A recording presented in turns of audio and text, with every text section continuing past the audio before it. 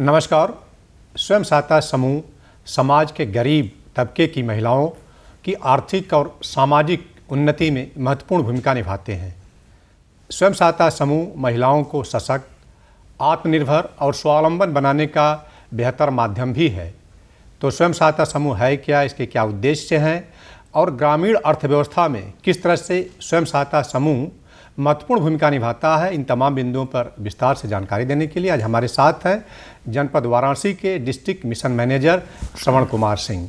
श्रवण जी, आपका दूरदर्शन केंद्र वाराणसी में बहुत बहुत स्वागत है। महिलाएं आज स्वावलंबन होना चाहती हैं, आत्मनिर्भर होना चाहती हैं, अपने पैरों पर खड़ा होना चाहती हैं।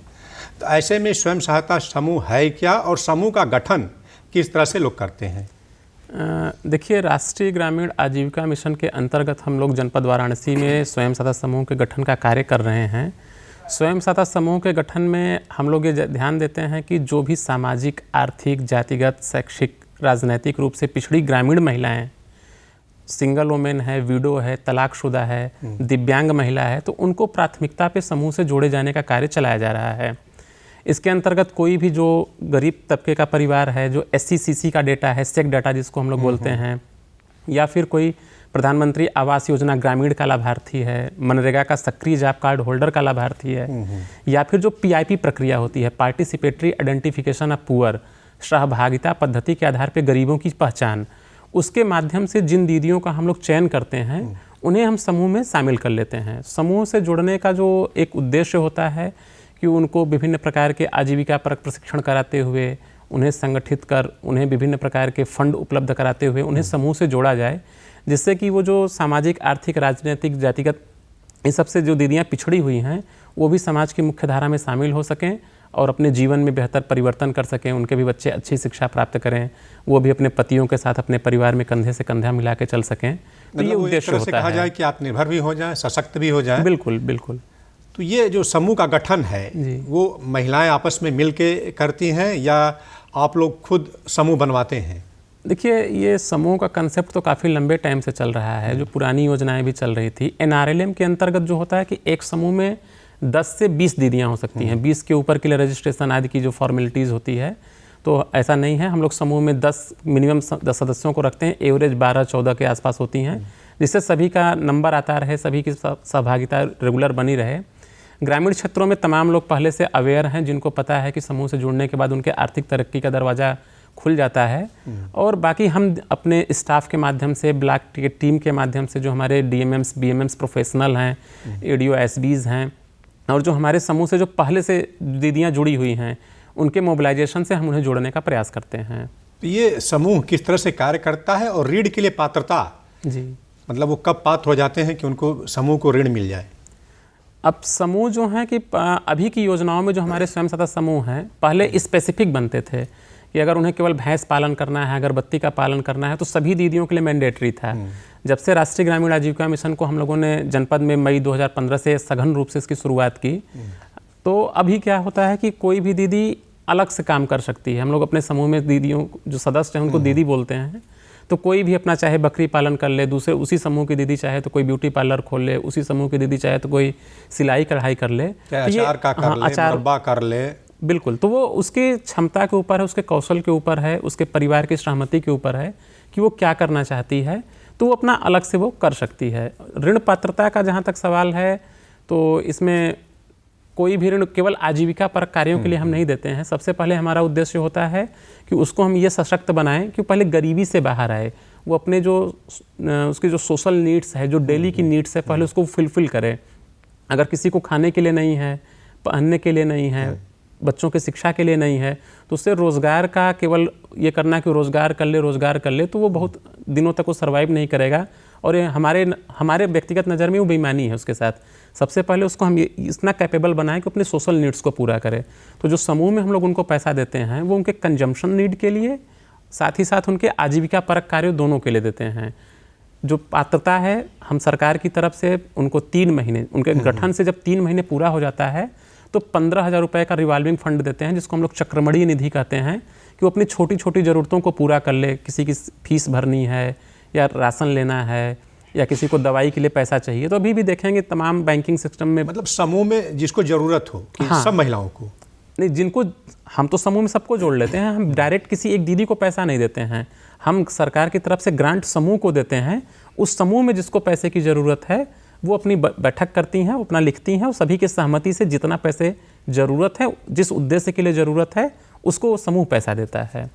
फिर 6 महीने के बाद उनको हम सरकार की तरफ से सामुदायिक निवेश निधि की धनराशि CLF के थ्रू उनको उपलब्ध करवाते हैं, जो हमारा संकुल समिति होता है। और पैसे की ज़रूरत है तो ग्राम संगठन में हम लोग जोखिम निवारण निधि का पैसा, आजीविका निधि का पैसा भेजते हैं। और पैसे की ज़रूरत है तो जो गठन से 6 महीने हो जाते हैं समूह, उनका हम बैंकों से क्रेडिट लिंकेज कराते हैं। तो समूह को कभी पैसे की ज़रूरत नहीं है। अभी तो recently reserve bank of India की गाइडलाइन आ गई है कि कोई भी स्वयं सहायता समूह का सदस्य जो समूह से जुड़ा है, अगर उसको पैसे की ज़रूरत है तो 1 लाख रुपए तक का उसको हम मुद्रा लोन भी करा सकते हैं। किसी भी समूह को, किसी भी समूह के किसी भी सदस्य या को, उनके कार्य के आधार पर, कार्य के आधार पे तो वो चाहे तो PMEGP में भी लोन ले सकती हैं, वो चाहे तो अन्य सरकारी किसी दूसरे स्कीम में भी पैसा ले सकती हैं। व्यक्तिगत भी 1 लाख रुपए तक बैंक का, अपना रिजर्व बैंक ऑफ इंडिया का गाइडलाइन है कि अगर किसी समूह की दीदी को कोई रोजगार करने के लिए चाहिए तो मुद्रा स्कीम जो सरकार की चलाई जा रही है उसके अंतर्गत 1 लाख रुपए तक का लोन वो ले सकती हैं, जो स्वयं सहायता समूह की सदस्य हैं। जी, और इसका मॉनिटरिंग वगैरह आप लोग करते हैं कि कौन करता है? इसकी मॉनिटरिंग कि सरकार पैसा दे रही थी हो कि कहीं उसका मिसयूज तो नहीं हो रहा है समूह के द्वारा? बिल्कुल, देखिए इसका क्या है ना कि समूहों के ऊपर भी उसकी संस्थाएं बनी हुई हैं। कम से कम 5 समूहों को जोड़ के हमने उसी ग्राम पंचायत में एक ग्राम संगठन का गठन किया हुआ है। उस ग्राम संगठन का उद्देश्य ही यही होता है कि कौन समूह कमज़ोर है, किस समूह को प्रशिक्षण की ज़रूरत है, कहाँ पे वापसी नहीं आ रही है, कहाँ पे आजीविका के प्रशिक्षण की ज़रूरत है, कहाँ पे रोज़गार से उसको जोड़े जाने की ज़रूरत है। तो ये उसकी पूरी मॉनिटरिंग करता है। साथ ही साथ वहीं पे कैडर्स को हमने डेवलप कर रखा है। कैडर्स में डेवलप में है कि समूह सखी ग्राउंड लेवल पे उसको हैंड होल्डिंग सपोर्ट दे रही है। वहाँ पे ग्राम संगठनों में बुक कीपर है जो उनके पुस्तकों का रखरखाव कर रहे हैं। एक आजीविका सखी है जो लोगों को कृषि और पशुपालन से जोड़ने के लिए कार्य कर रही है। तो इसी तरीके से जो मतलब हर क्षेत्र में इस तरह से, हाँ, बैंक सखी, BC सखी, FLCRPs, तो कई ढेर सारे कैडर्स हैं जो अपने लेवल पे कार्य कर रहे हैं। ये समुदाय के द्वारा, समुदाय प्रबंधित है, ये समुदाय के लिए समुदाय द्वारा, तो उन्हीं के द्वारा मैनेजमेंट किया जा रहा है। साथ में हमारे जो DMMs, BMMs और UDOSB की टीम है वो भी समय समय पे विजिट करना, उनको क्या ज़रूरत है पैसे की, ट्रेनिंग्स की, मार्केटिंग्स की, तो वो हम लोग सतत रूप से उनको सहयोग देते रहते हैं। सिंह साहब, अंत्योदय आजीविका मिशन में, दीनदयाल अंत्योदय आजीविका मिशन में स्वयं सहायता समूह किस तरह से महत्वपूर्ण भूमिका निभाता है? अब देखिए, हम सभी जान रहे हैं कि जो आज भी भारत है वो गांव में ही विकास करता है। ज़्यादातर जनसंख्या भी ग्रामीण क्षेत्रों में ही है और गरीबी का भी एक काफ़ी हिस्सा गांव में ही रहता है। तो स्वयं सहायता समूहों के आने से जो एक था कि लोगों के पास पैसे नहीं है, कोई भी परिवार पीछे क्यों है, क्योंकि उसको सहज रूप से पैसे की पहुंच नहीं है। उसके स्किल्स तो है, क्योंकि हम जब गांव का परिकल्पना करते हैं तो हमारे यहाँ अगर यादव है तो हमारे माइंडसेट में है कि वो पशुपालन अच्छा जानता है, राजभर है, मौर्य है, तो हमारे दिमाग में बैठा है कि वो खेती बाड़ी के बारे में, फूलों की खेती के बारे में, सब्जी की खेती के बारे में उनको पता है। अगर कोई हम देखें कि हमारा कोई मुस्लिम बहनें हैं तो सिलाई, कढ़ाई, बुनाई, तो ये हम छोटे से देख के बड़े हुए हैं। तो ये हमारे पास पहले से है कि उनके पास हुनर तो है, उस हुनर को निखारना है, उसको पैसे की पहुंच देनी है और उसको बाजार से लिंक करना है, एक प्लेटफॉर्म उनको दे दिया, प्लेटफॉर्म देना है। तो अब आप देखेंगे कि जो समूह से जुड़ी हुई दीदियां हैं उनको पैसे समूह में पर्याप्त हैं। समूह में, ग्राम संगठन में, CLF में बैंक से पैसे मिल जा रहे हैं। हम उनके जो स्किल्स हैं अकॉर्डिंग टू नीड, उनकी जो है, जो जिस क्षेत्र में कार्य करना चाहता है, हम अपने RCT के माध्यम से, rural self employment training institute जो होता है, UP SDM के तमाम हमारे ट्रेनिंग पार्टनर्स हैं, और जनपद वाराणसी में तो बहुत ढेर सारे हमारे डेवलपमेंट पार्टनर्स हैं जो हमें ट्रेनिंग में सहयोग कर रहे हैं। जैसे हमारा रिन्यू पावर है, ICICI फाउंडेशन है, तो तमाम पंजाब नेशनल बैंक के लोग हैं हमारे साथ ट्रेनिंग में जो हमको सहयोग कर रहे हैं। IIVR जो सब्जी अनुसंधान संस्थान है वो भी हमको सहयोग कर रहे हैं दीदियों को मशरूम कल्टीवेशन इत्यादि में, तो हम उनको वहाँ से जोड़ ले रहे हैं। अब रहा सवाल जो मार्केटिंग का है कि अगर वो दीदियाँ रोजगार से जुड़ गई, अगर उनको मार्केट नहीं मिलेगा तो आपको जान के हर्ष होगा कि जनपद वाराणसी में 11,000 समूह हमने बनाए हैं लगभग, जिसमें 1,40,000 परिवार जुड़े हुए हैं। तो अगर तरफ से कहा जाए कि काफ़ी बिल्कुल है, तो 1,40,000 परिवारों तक ही अगर कोई दीदी वॉशिंग पाउडर ही बनाने लगे तो ऐसा कोई परिवार नहीं जहाँ पे उसको बर्तन धुलने के लिए, कपड़े धुलने के लिए वॉशिंग पाउडर की ज़रूरत नहीं है। तो अगर वो अपने उत्पाद को अपने ही समूहों में बेच दे तो एक बहुत बड़ा मार्केट है, 1,40,000 हाउस होल्ड में बेच सकती है वो। अगर अच्छा कार्य है, अच्छा प्रोडक्ट है उसका, तो बगल के जनपद में हम बेच सकते हैं। साथ ही में हमारे जो समूह की दीदियाँ हैं वो समूह से पैसे लेके परचून की दुकान, ग्रोसरी की दुकान खोलती हैं। हाँ, जहाँ जैसा इसको बनता तो है, वहाँ जिसको पे भी जैसी जरूरत है। बिल्कुल, तो वो अपने सामान को वहाँ भी रख सकती हैं कि न केवल समूह के परिवार के सदस्य, जो समूह से दूसरे वंचित परिवार हैं या जो थोड़ा सा उच्च वर्ग है, उनके लेवल तक भी हमारे उत्पाद की पहुँच बढ़ सकती है। तो जो स्वयं सहायता समूह है एक बहुत बड़ा रोल निभा रहा है। और ग्रामीण क्षेत्रों में आप देखेंगे तो कृषि, पशुपालन, फूलों की खेती, सब्जी की खेती में हमारी दीदियाँ, जो भी कुटीर उद्योग धंधे हैं, जहाँ जिस तरह का स्कोप है, बिल्कुल, जो कुटीर उद्योग धंधे बंद हो रहे थे प्रशिक्षण और पैसे के अभाव में, तो समूह ने उनको एक बहुत ही सशक्त प्लेटफॉर्म दिया है, और जिससे दोनों का, समाज का भी हमारे हो रहा है, पलायन भी रुक रहा है, और साथ ही साथ वो अपनी आजीविका को भी बढ़ा रही हैं। आज इसकी ज़रूरत भी है कि कम से कम हम ग्रामीण जो युवक हैं उनको शहरों की तरफ पलायन से रोकें, इस तरह के छोटे छोटे समूह बना करके। बिल्कुल, इसमें मैं थोड़ा सा बताना चाहूँगा आपको। कोरोना काल में हम लोगों ने देखा था कि एक काफ़ी बड़ी जनसंख्या हमारी शहरों की तरफ मूव की थी पहले। जब कोरोना काल आया तो सब लोग वापस अपने गाँव को ही भागे। हमारे यहाँ जनपद वाराणसी में 1 डिस्ट्रिक्ट 1 प्रोडक्ट के अंतर्गत सिल्क साड़ी है। एक अच्छा खासा परिवार गुजरात में, अहमदाबाद में, सूरत में, इस सब में जगहों में जाता है, साड़ी बुनाई का काम करता है।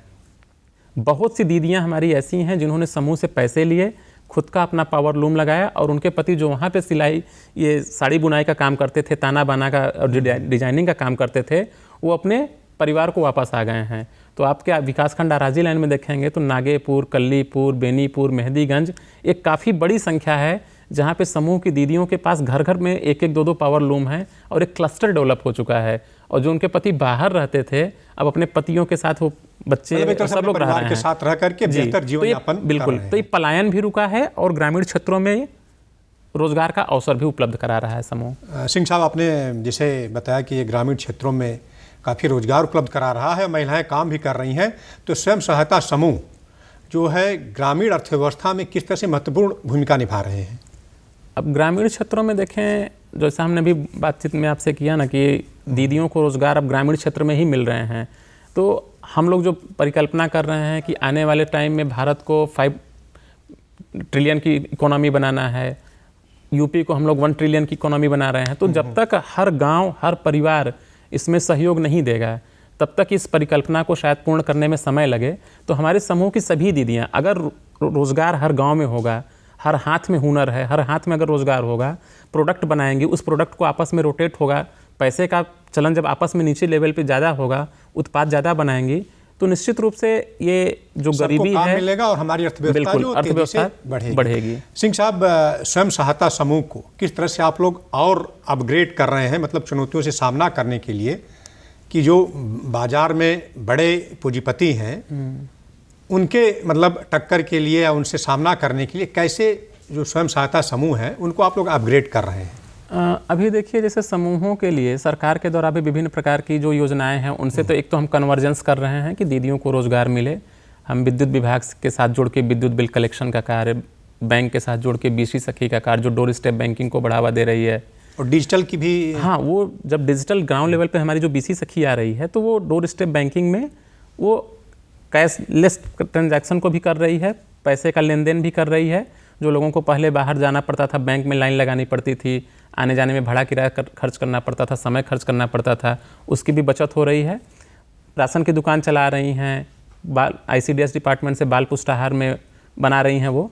तो ये एक तो हो गया पार्ट की जो हम सरकार के साथ कर रहे हैं। दूसरा ये हम कर रहे हैं कि आने वाले टाइम में जो हमारे समूह के उत्पाद हैं, जो आपका है कि कैसे हम इनको पूंजीपतियों के उसमें, तो एक तो हम इनको बेहतर पैकेजिंग कराने का प्रयास कर रहे हैं कि जिससे जो हमारे समूह के प्रोडक्ट हैं वो बहुत अच्छे हैं, तो एक तो इनकी एक अच्छी ब्रांडिंग की जाए, दूसरे हम प्रयासरत हैं कि इनकी पैकेजिंग अच्छी की जाए जिससे इनके उत्पाद का बेहतर इनको मूल्य मिल सके। दूसरा हम ये क्या कर रहे हैं कि इनके जो उत्पाद हैं उनको तमाम विभिन्न प्रकार के जो ऑनलाइन साइट्स हैं, जो सामग्रियां बेच रही हैं, तो जो इनके अकॉर्डिंग फिट बैठती हैं, जिससे इनका एक MU करा दिया जाए और इनके उत्पादों को घर घर पहुंचाने की प्रक्रिया शुरू की जाए। इनके प्रोडक्ट्स को हम लोग और बढ़ावा देने के लिए इनको विभिन्न प्रकार के जो अलग अलग राज्यों में सरस मेले आयोजित किए जाते हैं, उनकी प्रदर्शनी लगवाते हैं। हमारे विकास भवन में ही सरस शोरूम है, वहाँ पे इनके कुछ मतलब प्रोडक्ट्स विज्ञापन वगैरह भी इनका जो है किया जाए, तभी ये जो है और बेहतर कर सकते हैं। कुछ उत्पादों को हम लोगों ने जेम पे भी रजिस्टर्ड किया है कि जिससे कि सरकारी खरीद में भी इनको मौका मिल सके, तो ये प्रयासरत हैं। सिंह साहब, समय यहीं समाप्त होता है। आप स्टूडियो में आए और एक महत्वपूर्ण विषय पर चर्चा करने के लिए आपको बहुत बहुत धन्यवाद। नमस्कार। थैंक यू, नमस्कार।